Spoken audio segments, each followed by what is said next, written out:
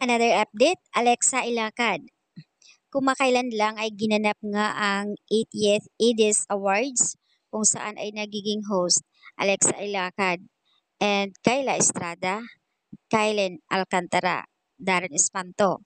Sila yung nagiging host doon sa 80th EDIS Awards. Samantala ay napuri naman ang kagandahang suot ni Alexa pang Filipiniana nga raw ang dating. Sa totoo lang, sa tatlo silang host doon, siya yung kakaibang gown talaga. Pero, komento ng karamihan, bakit nga ba raw ay parang biglang lumaki yung cleavage ni Alexa?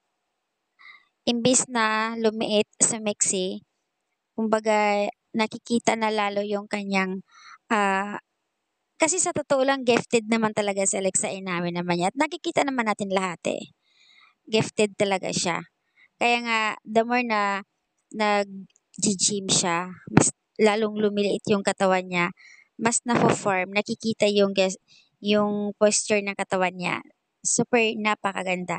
Kaya nga nabansagan siya ang kanyang dating, napakaganda na mukha niya.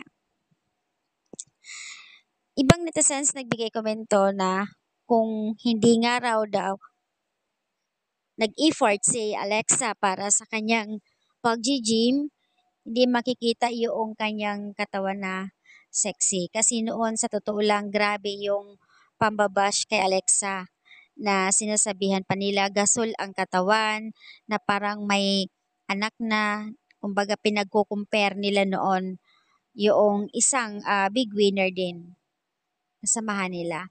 So, ngayon nakikita nila kung gaano nakasexy at kaganda ng katawan ni Alexa, iba na naman ang nakikita nila.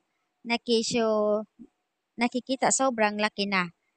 Hindi man nila alam na talagang noon pa man, sa bahay pa lang ni Kuya, as in gifted na talaga yan si Alexa. Hindi lang talaga maiwasan ng mga netizens magbigay lang komento. Syempre, mga bashers sa ibang mga fandom. Kaya ayan.